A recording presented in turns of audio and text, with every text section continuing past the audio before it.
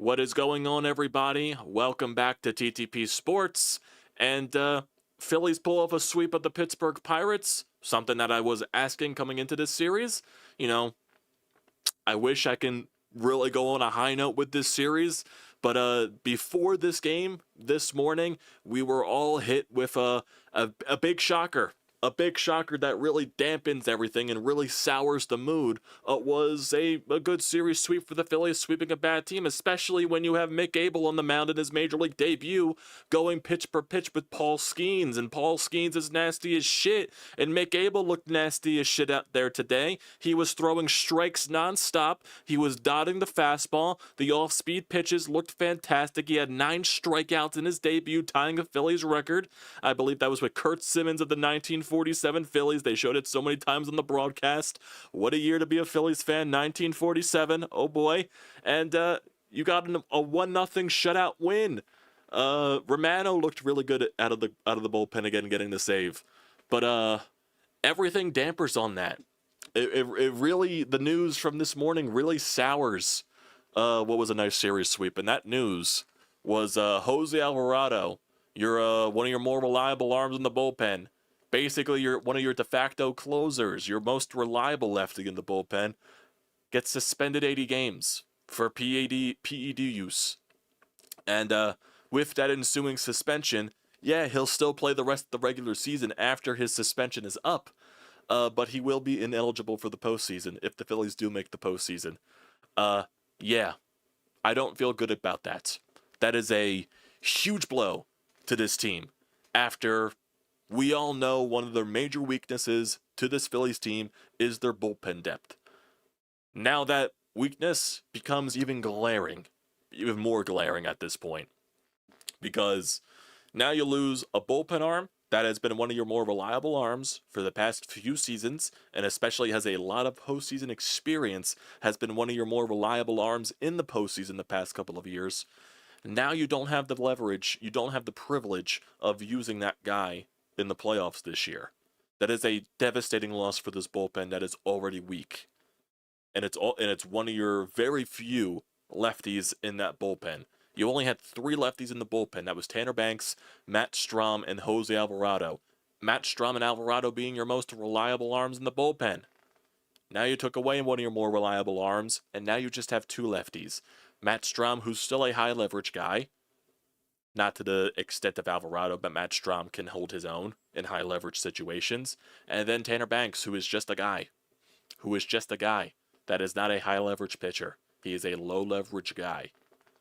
He is not going to be that. He should not be one of your main lefties coming out of that bullpen for high leverage situations. And that is a drastic hit to your bullpen depth, where we're already talking about the lack of depth with your righties and the lack of strength from the right side of your bullpen as well. Now you need guys to step up. You need guys like Jordan Romano to step up, and he has looked very good in his last, many outings, so maybe he is really turning a corner, and he's going to be one of those guys in the bullpen that steps up. You have a Ryan Kerkering who is very hit and miss.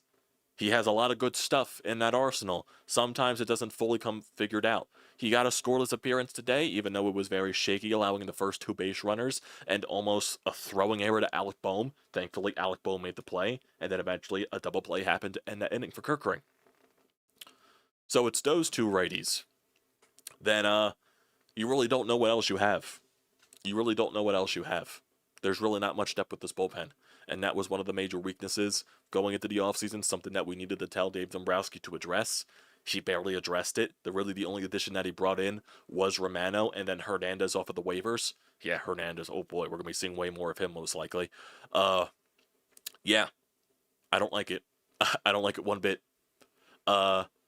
They say, the Phillies, I believe it was Dave Dombrowski was talking about this, they're saying that they were expecting this to happen because I guess this was a PED test that was, he's done a few PED tests already, and one of those came back positive, and then the next 2 came back negative, so I guess they were expecting this to happen at some point, and what they're talking about with this suspension is that Alvarado took drugs to help him lose weight in the offseason, and that's why he came into spring training in such good shape this year.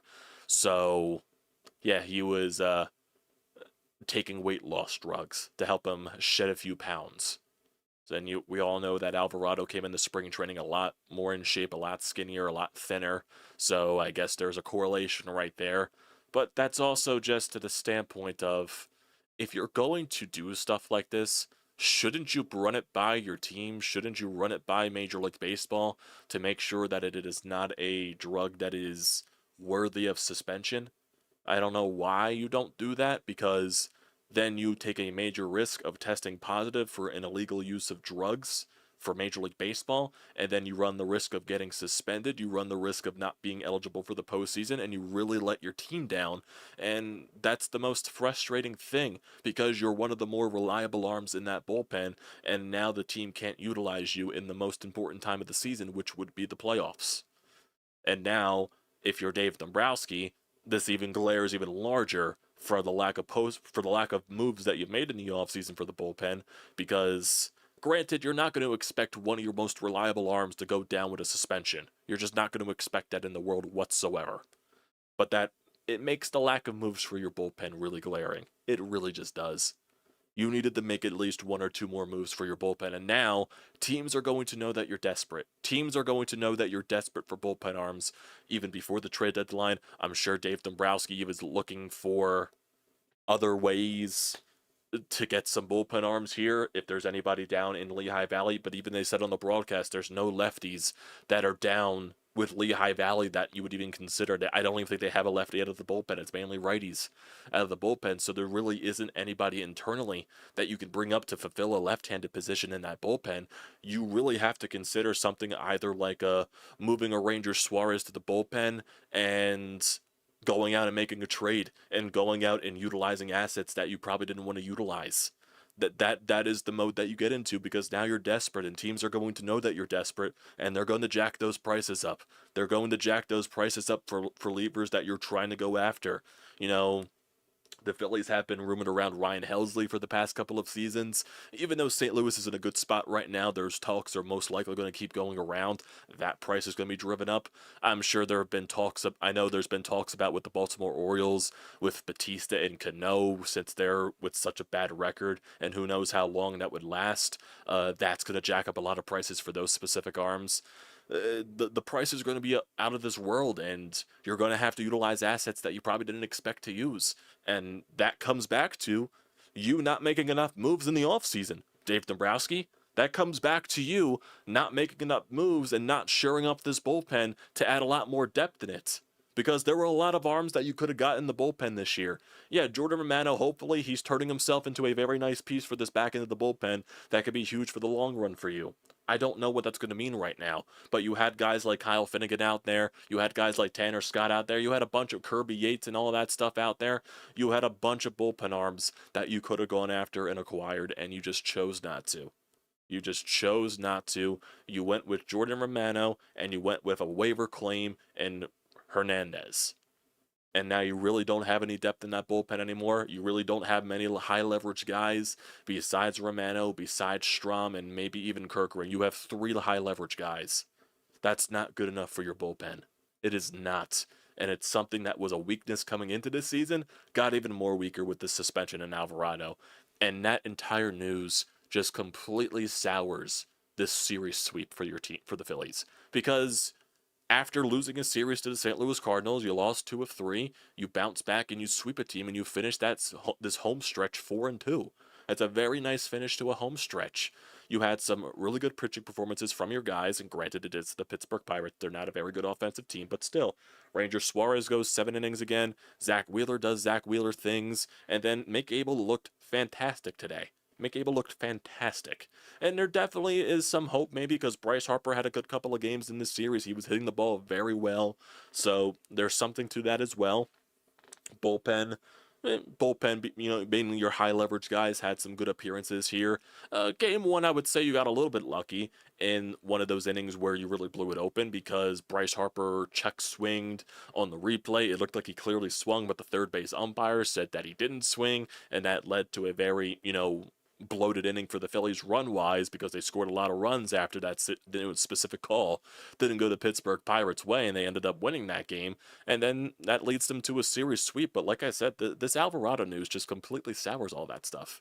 It really does. I'm not taking anything from the team, what they did this weekend and all that stuff. It's just like, really, man? Really? Like, that's what we got to deal with this morning. I was in the gym halfway through my session, and I was taking, a break in between my sets, and I see my phone pop up, and then I see, I think it was Twitter or just something, a notification on my phone, and then I see that breaking news: Phillies, lefty reliever Jose Alvarado gets suspended for PEDs. I'm like, what? What? And then I gotta spread it to everybody that I'm in with the gym. It's like, what the hell? I gotta talk to my trainer on that's like, what the heck? What the fuck? What the fuck? What the fuck? I don't even know. Now, do you really consider trying throwing Ranger Suarez into the bullpen? Because we've been bringing this up for a while that he's not going to be able to stay upright for a full season. So, is now putting Ranger Suarez in the bullpen a definite there? I don't know what they're going to do right now with Aaron Nola, on the injured list, because he was put on the 15-day IL with an ankle sprain on Friday. That definitely sounds 100% like a ghost injury, if I'm, saying right there, because that's a 15-day IL. That's like, missing 3 starts or something like that, 2-3 starts. It's 100% to get Nola off of his feet, for him to rest for a little bit, and for him to get his mind clear, and for him to figure out whatever's going on with him. That is most likely that case. They're not going to throw Aaron Nola into the bullpen. It's most likely Taijuan Walker, Ranger Suarez. That's the type of person that you're going to throw into that bullpen, most likely, I would assume, at that point. I would consider Ranger into the bullpen. I've been talking about that for a little bit, basically, since the season started. I really don't know what else you do besides you got to make moves. You got to make moves probably sooner rather than later, because this bullpen depth is just, some guy, like I said, Romano's looking like he's having a lot better appearances as of late. Strahm is going to be Matt Strahm. He'll have his very few hiccups, but he'll be more reliable arm than not for you. Kerkering's going to have his moments, but then he's going to have his really good moments that shows that potential from Kerkering. And then basically the rest of the bullpen that you don't know. You just don't know. Tanner Banks is just a guy. Ruiz is just a guy. Hernandez is bleh. And they called up that one guy, what was his name, Roberts or something like that, to where the Phillies were, on, I think it was Friday's game, where they brought him in when the Phillies were winning 8-4 in the 9th inning, and the guy couldn't record a fucking out. The guy was just walking the bases loaded and all that crap. Like, what the fuck are they going to do? Like, what's going to happen here? Jesus fucking Christ. Like, you really got to go out and find a way to get some bullpen arms. And now that teams know you're desperate, they're going to jack those prices up, and you're probably going to have to pay a price that you're not willing to pay to make your bullpen better. And that's going to sting. That is going to sting. That probably means having to deal with trading maybe a Mick Abel, who had a very... And maybe the start for Mick Abel, maybe that jacks his value up. Maybe that does something for Mick Abel's value. Maybe this was one of the plans with Dave Dombrowski. Hopefully Mick Abel goes out there and shines, and maybe that sparks some trade value up for him. Maybe that's a thing. So maybe you can go trade Mick Abel for some bullpen up. I don't know. I don't know what you do. I really don't know what you do. I really don't. So, like I said, that really just soured the mood of the entire series sweep. But off that topic now, even though that's going to be brought up for the next little bit here, let's go over the series. Why not? So, you look at Game 1 against Pittsburgh on Friday. There was a long rain delay to start off. The game was supposed to start around, the usual 6:45. There was, a 2-hour rain delay, an hour 45-minute rain delay. The game didn't start until, 8:30 or something like that. So, yeah, it was, not raining before the game started. Then it started raining. Then they decided to start at 8:30 when the showers passed. It was weird. It was a late-time game, all that stuff. Phillies win that game by a score of 8-4. Phillies went 2 for 10 with runners in scoring position. They basically blew the game wide open in the 7th and the 3rd inning. The offense in the first, 6 wasn't the best, but Ranger Suarez, he went 7 strong innings again. 7 innings, 6 hits, 3 earned runs allowed, 1 walk, 6 strikeouts on 98 pitches. The bullpen, besides Robert, because Robert was not good. Romano, he pitched the 8th inning. He was very good once again, 9 pitches there. Robert, he only recorded 1 out and walked 3 guys, allowed 1 hit and 1 earned run. Then Alvarado, you had to use him to finish out the game. Then if you look at the lineup, Trey Turner 2 for 5, Bryce Harper 3 for 4 with 2 RBI, Kyle Schwarber 1 for 3, Nick Castellanos 0 for 2 with 2 RBI, JT Realmuto 0 for 2 with a run, an RBI, Alec Boehm 1 for 2 with an RBI. What else? Edmundo Sosa, he was 2 for 4. Weston Wilson was 0 for 1 with a walk. Max Kepler, he was 0 for 2 when he came into the game. And then Johan Rojas, he went 0 for 2 with 2 walks and 3 runs scored. And if we just look at where the runs have scored through this game, it didn't happen until very late into this ball game. The Phillies got the first run for them in the bottom of the 5th. Edmundo Sosa with a leadoff double. He eventually got the third on a wild pitch. Then Weston Wilson grounded out. Rojas grounded into a fielder's choice, which got Wilson out at second base. Then Turner grounded into a fielder's choice, which got Sosa thrown out in a rundown at home plate. But then thankfully Bryce Harper drove in a run off of a single, which made it 1-0 Phillies.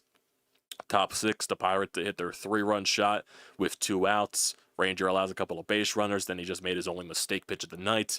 Makes it a 3-1 Pirates lead. The Phillies in the bottom of the 6th. Nothing happens there after Edmundo Sosa double play. Then everything happens in the bottom of the 7th inning. Rojas walks. Turner singles. Pirates, they go to the bullpen. Bryce Harper, he walks after what looks like he probably swung on a check swing, but the umpire decided not to call that. Then eventually, Schwarber walks with bases loaded to bring in a run. Castellanos gets hit by a pitch with bases loaded to bring in a run. JT Realmuto walks with bases loaded to bring in a run. The Phillies have the lead. And then Alec Boehm hits a sacrifice fly that scores Kyle Schwarber to make it 5-3. So, not much hitting-wise. The Pirates pitching just completely imploded there. Top 8 for Jordan Romano. He gets a double play and then basically got his job done very quickly there. Then you go bottom of the 8 for the Phillies.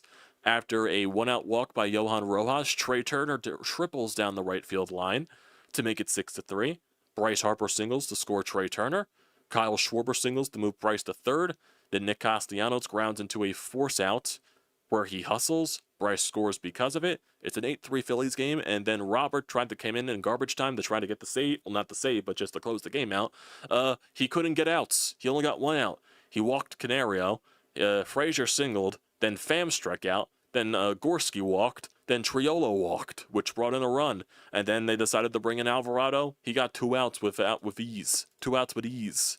Just easy stuff. He threw like 5 pitches or 6 pitches or something like that. Like, seriously, it didn't need to be that difficult. But you win that game by a score of 8-4. So good stuff there. Then you go to game 2.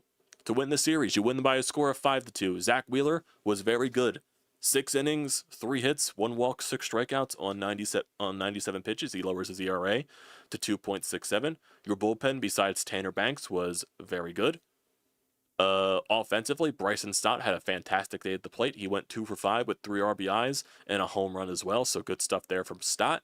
Trey Turner, he went 1 for 5. Bryce Harper goes 2 for 3 with an RBI and a walk. Kyle Schwarber 1 for 4 with an RBI. Nick Castellanos 1 for 4. Max Kepler 0 for 3 with a walk. JT 1 for 3 with a walk. Alec Boehm 1 for 4. And Marsh 1 for 3. Phillies go 3 for 12 with runners in scoring position. Phillies, they get on the board first in the bottom of the 1st inning after Trey Turner and Bryce Harper get on. Kyle Schwarber doubles down the right field line to score Trey Turner. Becomes 1-0 Phillies. The Phillies don't score after that. Bottom of the 2nd, they go down 1-2-3. Bottom of the 3rd, Bryson Stott leadoff solo shot. Makes it 2-0 Phillies. Then bottom of the 4th inning, Alec Boehm with a single, Brandon Marsh with a double to get 2nd and 3rd. Pirates go to the bullpen. Bryson Stott with a single that scores 2 runs, makes it a 4-0 Phillies lead. Then Bryce Harper doubles to score Bryson Stott, which makes it 5-0, and that would be the last runs the Phillies scored the entire night. They definitely did have their chances, but it was a 5-0 game. Bullpen comes in, even though Banks comes into the ball game, allows a 2-run shot to Reynolds, made it 5-2. He eventually shut the game down there, but overall, we got a series win right there. Not the best offensive performance, but you got to win nonetheless. Even though you had 10 hits, it's one of those you're just not hitting with runners in scoring position, but still, the Pittsburgh Pirates, you can get away with that. Then you go to today's ball game. It was a pitcher's duel. It was pretty much a pitcher's duel. Phillies only had 3 hits in totality in today's game. They go up against Paul Skeens. And Paul Skeens, oh yeah, we got the Paul Skeens experience 100%. And this is definitely a Paul Skeens stat line for the Pittsburgh Pirates. He goes the complete game, 8 innings, 3 hits, 1 earned run, 1 walk, 9 strikeouts, 102 pitches, and he gets recorded with the loss as the Phillies win 1-0. Mick Abel, He was fantastic. 6 innings, 5 hits, no earned runs, no walks, 9 strikeouts on 84 pitches. He threw 62 strikes. He was fantastic. He was absolutely fantastic today, Mick Abel was. That was a fantastic debut. Offensively, you had 3 hits totality. Bryce Harper had a hit, Castellanos had a hit, and Kepler had a hit. Marsh is the only player that got an RBI on a ground out. He went 0 for 2 with that RBI sacrifice, basically. And yeah, that was basically it. It was basically just dominance from Mick Abel and Paul Skeens. And then if you look at the bullpen, Kerkering, he allowed those 2 base runners but got out of it. Strom, dominant, 2 strikeouts, 15 pitches. And then Jordan Romano strikes at the side, dominant performance on 11 pitches. He was very good. He was very, very, very, very, very good. And just a little, thing on my opinion of Paul Skeens. Dude's nasty. Dude's very nasty. But he's 100% not going to be a Pittsburgh Pirate for the rest of his career. The Pirates are not going to extend him. Granted, they have him under locked and control until like 2029 with his player control, with his rookie contract and all that crap. But he is not going to be a Pittsburgh Pirate his entire career. He is going to leave Pittsburgh. He's going to sign in a big market, whether that's one of the New Yorks, a Boston, a Los Angeles, a Chicago maybe, a Philadelphia if they're still competitive at that point. Yeah, that's not, he's not staying in Pittsburgh his entire career. That's just not happening. That is not happening, and I feel bad for Pittsburgh Pirate fans. I feel bad because their ownership does not give a damn. Their ownership does not give a damn about the fans. They're very cheap. And Paul Skeens, generational pitcher, generational talent. He is nasty. But yeah, they're not going to hold him his entire career. That's just not going to happen. So, you end off with a series sweep of the lowly Pittsburgh Pirates. And now, after this series, you go on the road. You go on the West Coast. Play 4 games in Colorado against. So you're playing basically these 2 series that, including this one against Pittsburgh. You're playing 2 of the worst teams in Major League Baseball. You played Pittsburgh, you swept them. Now you're going to Colorado, the Coors Field, to play the Colorado Rockies, and they're one of the worst teams in Major League Baseball. And for the pitching matchups, it's going to be a lot of lefties on the mound for the Phillies. Christopher Sanchez in Game 1, Jesus Luzardo in Game 2, Taijuan Walker in Game 3, and then Ranger Suarez in Game 4. And the pitchers that the Phillies will see, Kyle Freeland, he is 0-6 with a 6.15 ERA.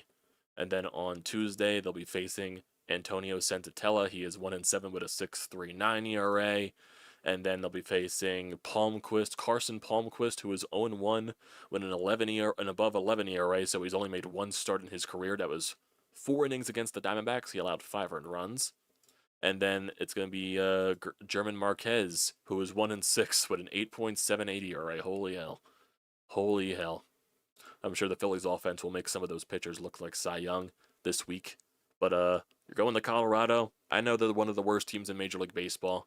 And I know 4-game series are hard to sweep, regardless of the opponent that you are playing against. But you got to sweep Colorado. You got to sweep Colorado. You got to sweep this 4-game set. You just have to. And then after this series with the Colorado Rockies, you go to Sacramento to play the Athletics for a 3-game set. So these are a bunch of late-night games this week. You got 5 late-night games in total from the first 3 games of the Rockies series and the first 2 games of the Athletics series. First 3 games against Colorado are at 8:40, and then the first 2 games against the Athletics are at 10 o'clock. And then 2 afternoon games thrown in there. And after this West Coast swing, you come back home again to play the Braves and the Milwaukee Brewers, and then you go on the road again. So then that's the rest of the schedule. So yeah, good series sweep for your Phillies.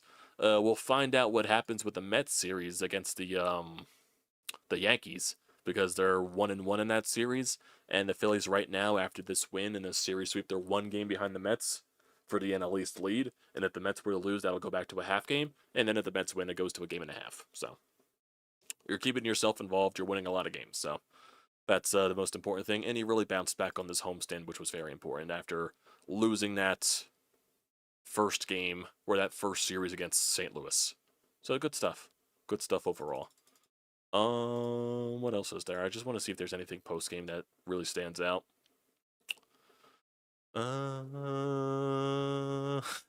This is a funny tweet right here from Philly Nation. Somehow the Phillies have 3 aces, 2 elite number 3s, the best pitching prospect in baseball, Mick Abel breaking out to his full potential, and Taijuan Walker pitching to a 2.62 ERA, but only somehow maybe had 2.5 relievers. That is very true. That is very true. That is pure Phillies. That is pure Phillies. That makes a lot of sense. Oh my god. Oh my god. That is hilarious. I mean, it's true. That is true. And of course, the Pittsburgh Pirates are going to promote Paul Skeens' first career complete game, yet he got the loss. Yet he got the loss. Just classic. It's classic. Yeah, Jack Fritz brings up a point right here. I don't know what they're going to do. Strawman Banks isn't enough. Not a lefty in Ready in Lehigh Valley. First thought is Ranger to the pen, but he's dealing in the rotation. Man, it's just not good. They need another lefty in the bullpen. We do have a Bryce Harper comment right here on Alvarado after the game. So let's see what Bryce has to say. I actually do want to hear this. Reactions on the big news this morning. It's a big loss. Yeah, I mean, absolutely tough situation. Don't know too much about it. Obviously, he took something he wasn't supposed to, and got suspended. And we kind of turn the page as quick as possible so that we can kind of move on. Without him right now, obviously, that's a big loss for us. In our bullpen, he's one of our top arms down there, and just gotta go forward and not really worry about it. I'm sure deep down Bryce is pissed about that. I'm sure deep down he's pissed. But it's traditional Bryce Harper speech. He's really not going to give you much there. What else is there? What else is there?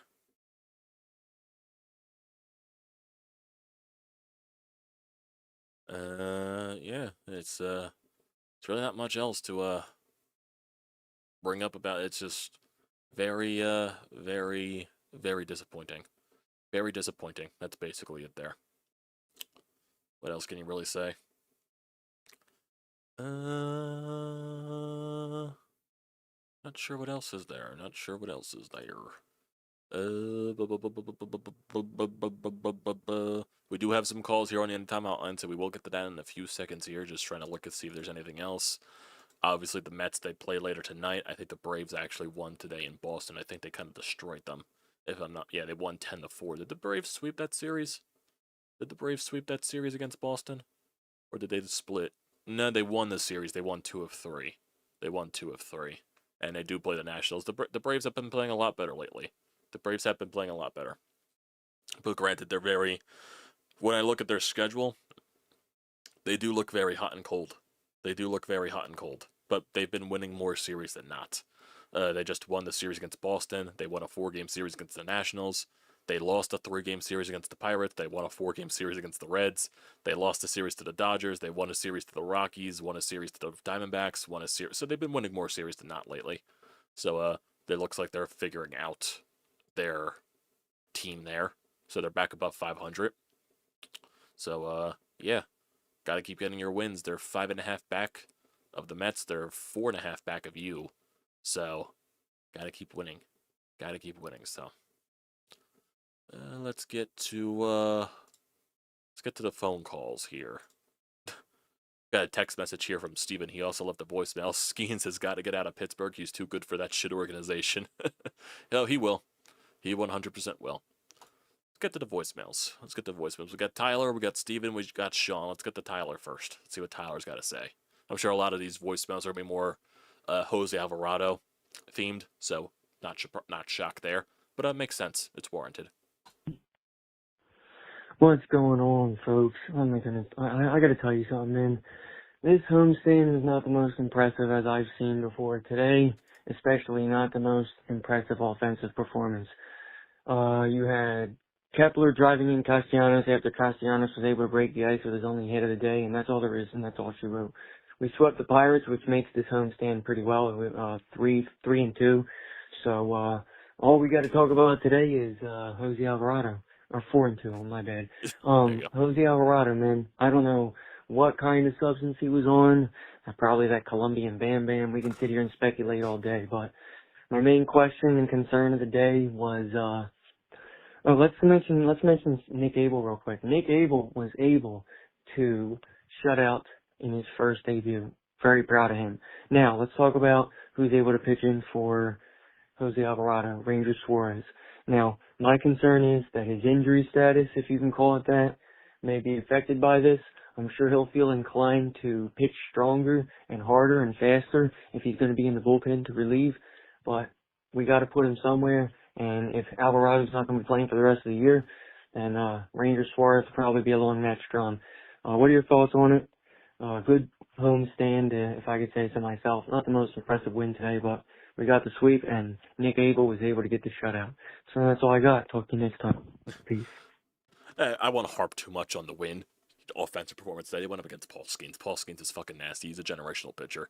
But yeah, it's a good homestand. They went 4-2 and all that stuff. But yeah, I do agree with the with putting Ranger in the bullpen.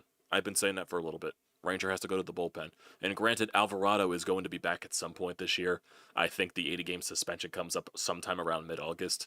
So he's still going to be able to pitch for you in the regular season to try to get you into the playoffs. He's just not going to be able to pitch for you in the playoffs. So you got to do something about that in the meantime. You got to go get more bullpen arms. And if that involves putting Ranger Suarez in the bullpen, I'm all for it. I'm all for it. Like I said, teams are going to know that you're desperate right now. And they're going to jack some prices up for some bullpen arms. They know you're desperate. So this is also the position that you put yourself in by not addressing the bullpen more in the offseason. So that's Dave Dombrowski's fault. Granted, you can't predict that someone's going to be suspended for PEDs. Your most reliable arm, in fact. But it's can't always be too safe. You know what I mean? Let's get the Stevens call. Hey, Amadeo. So the Phillies get a sweep here. Nice. You beat the band. Exactly what they needed to do. It was great to see Mick out there pitch a gem today. Jordan Romano continues to look great out there. I mean, he's really starting to ride. The major concern now is what are we going to do about Alvarado? And I'm assuming they're going to move Ranger or go to the pen until the deadline where they can trade for a guy like Felix Bautista or Ryan Helsley or a Pete Fairbanks. But, yeah, I'm concerned about that. I mean, I'm hoping they put Ranger in the pen or something because I don't really want them to go with what they got now because it's just there's not enough depth there right now. You definitely got to put Noah or Ranger there for me to feel comfortable about that for the next 2 months. But, yeah, they got a great win today, man, and they go on to play the Rockies. They should win all 4 of those games. That is just an absolute embarrassment of a baseball team.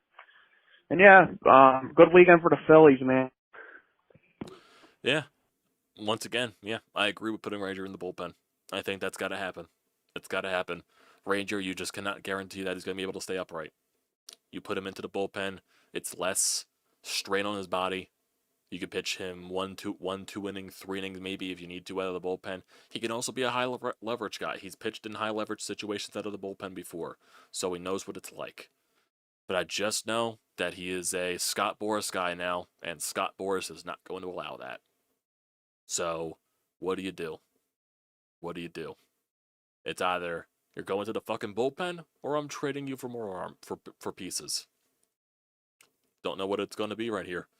I don't know. But something's going to have to give eventually. Something's going to have to give.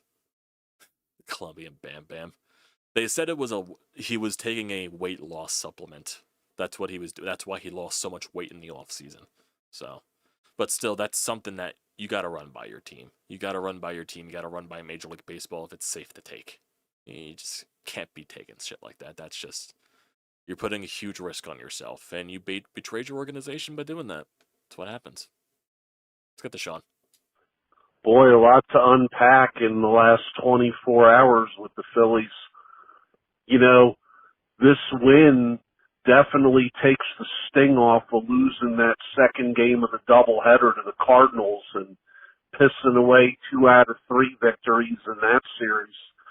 This was one coming in that you really didn't think you had a chance. You just hoped that Mick Abel would give a credible performance.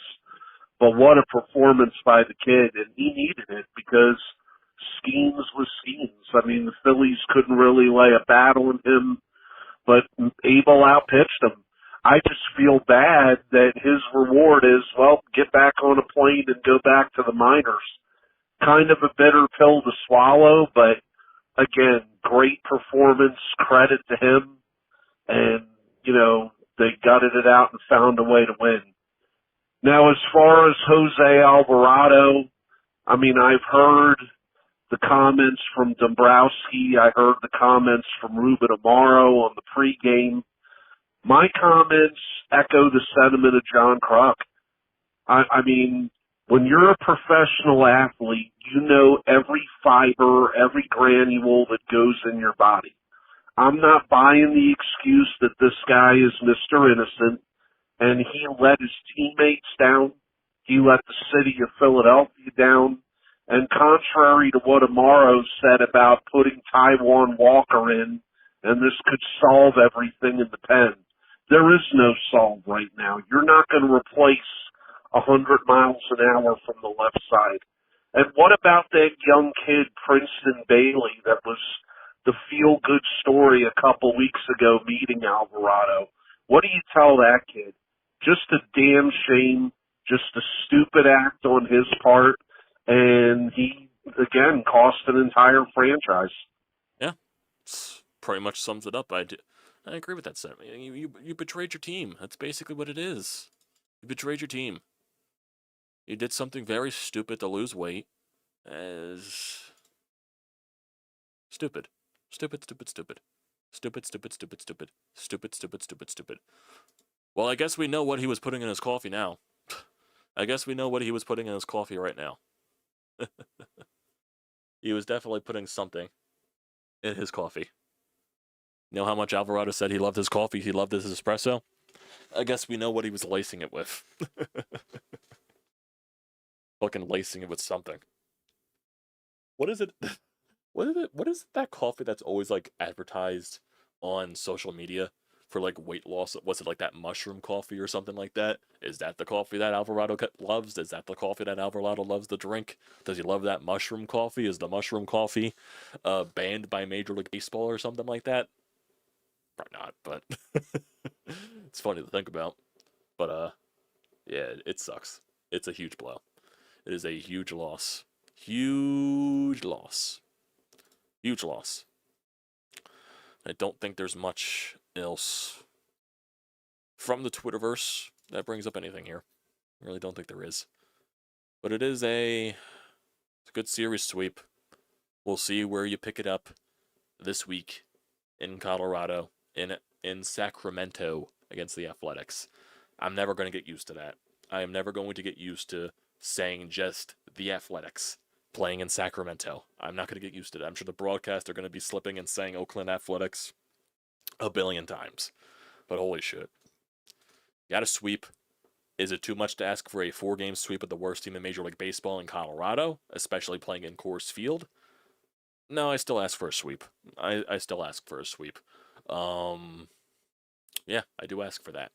And Sean, one thing last before maybe Tanner Banks gets some stuff to make him throw the ball 80 miles an hour. Oh, man. But Sean, one thing before I look at the rest of the chat as well here. And Sean, I want to get your thoughts. Who do you have tonight? Toronto or Florida? Game 7, Toronto or Florida? Do you have Toronto going to the Eastern Conference Finals, or do you have Florida doing that and Toronto loses another Game 7? Because I think that would be very funny. I think that would be very funny. Let's see, back into the chat here. Austin, oh boy, just when I felt like things were turning around, not good at all. Yep, that's basically what it is. Tyler says that's why you always say no to drugs. Off topic, 2-1 Leafs tonight. Nylander game winner. That said, Mick Abel was awesome. So Sean did have his thoughts on the Maple Leafs tonight. So you think Maple Leafs win? You think Maple Leafs win? I don't know, man. I really can't like deny the comedy and the memes and Steve Dangle going crazy for a Maple Leafs loss in another Game 7, especially if the Game 7's on home ice. Again, that would be hilarious. That would be hilarious if that were to happen. Hearing illegal substance made it sound much worse than weight loss drugs. Pretty frustrating. Yeah. Well, whatever it is. God, more high leverage innings from Mr. Soft Toss Tanner Banks. Yeah, I wanted Tanner Scott too, Sean. I wanted Tanner Scott. But Dave Dombrowski didn't want to budge. Jay Freeman, I'm stunned about Alvarado, huge blow, but man, the positive side, wow, Mick Abel, great. Oh yeah, Mick Abel was fantastic. Mick Abel was fantastic. It does suck that his reward for this is going back down on just a car ride to Lehigh Valley, but I'm sure he'll be up again at some point, unless this sparks up some trade value for him. Maybe. Unless they want to part with Painter and or Aiden Miller, they are screwed. Yes, they are. Need more Sundays with Schmidt. Got a Mets fan in here with the pins and needles, I guess. I guess that is. Yep, have to take advantage of the schedule. I do agree. You're playing some not really good teams. Even though the Athletics are more of a 500 team, they're playing a lot better than they were the past few years. But still, you got to take advantage of the schedule. I'd love to see Florida win, though. Watching the Canadian feed tonight will be like watching a funeral if they lose. You got to watch for Steve Dangle, Sean. Steve Dangle, that will be hilarious because if Toronto loses another Game 7, he will go ballistic. He will go ballistic, especially after Toronto gave them hope with Game 6 in that performance. If they lose again, that'll be fucking hilarious. That'll be all the memes in the world. All the memes in the world. My God, that'd be funny. That'd be great. That'd be great stuff. So yeah, Phillies got a series sweep. We'll see what we do with the recaps this week. I think with the Colorado series, we'll be fine with the recaps because those games start around 9 o'clock.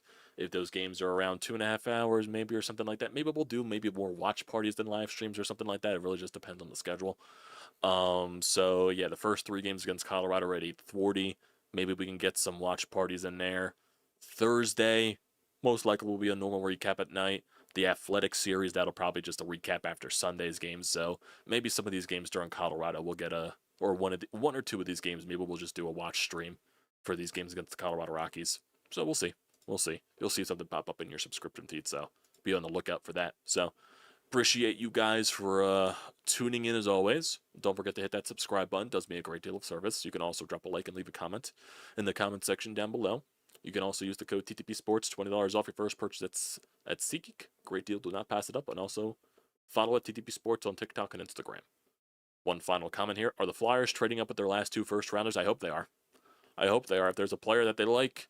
Danny did say on the Snow the Goalie pod, if you go listen to that, because I also edit that as well, along with Brodes and Russ's other stuff.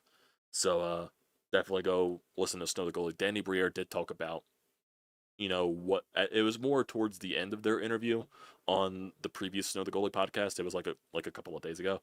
It was more towards the end of their interview. It was the last question from Bundy, talking about the draft and their philosophy. Danny Briere did mention the fact that, if there's something that we see and there's something that we like, or there's a player that we like, we'll trade up for them. Maybe we'll try to trade up into the top 10. It really just, you need 2 to tango, and you just got to see how the board falls. So you can either trade up, you can either trade down. It really just depends on where the board falls. So we'll see. It should be a very active draft, though. And we're getting very close to the draft, actually. That's just a little over a month away. So getting closer and closer. So appreciate you guys. We'll see what we do this week with the Phillies and Rockies. And yeah, we'll see. So thanks, guys, for tuning in.